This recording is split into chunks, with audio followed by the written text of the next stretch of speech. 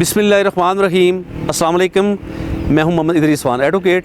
दोस्तों, आज का जो हमारा टॉपिक है वो है हमसाये का हक़। दोस्तों, हमसायों के हवाले से, पड़ोसियों के हवाले से हमें दीन इस्लाम बहुत ज़्यादा ख्याल रखने की ताकीद करता है।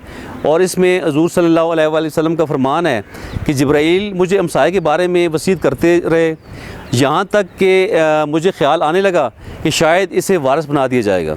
यानी कि आप सल्लल्लाहु अलैहि वसल्लम फरमाते हैं कि जिब्राईल अमीन मुझे मुसलसल अल्लाह ताला के पैगाम देते रहे, मुसलसल पहुँचाते रहे, और यहाँ तक कि मुझे ये ख्याल आने लगा कि शायद पड़ोसी को वारिस न बना दिया जाए। दोस्तों, कुरान मजीद फुरकान हमीद में अल्लाह ताला इरशाद फरमाते हैं, और तुम अल्लाह की इबादत करो और इसके साथ किसी को शरीक न ठहराओ, और माँ बाप के साथ भलाई करो, और रिश्तेदारों और यतीमों और मुताजों से, और नज़दीकी हमसाये और अजनबी पड़ोसी और मजलिस और मुसाफिर से, और जिनके तुम मालिक हो चुके हो, इनसे नेकी किया करो।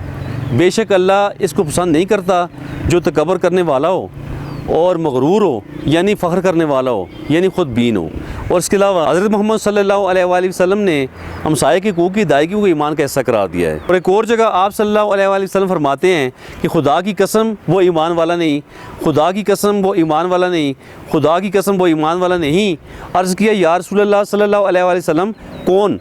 फरमाया कि जिसका हमसाया इसके इज़ार आसानी से महफूज ना हो, यानी कि जिसका हमसाया इसके दुख से महफूज ना हो। और दोस्तों, हम क्या कर रहे हैं हमसायों के साथ?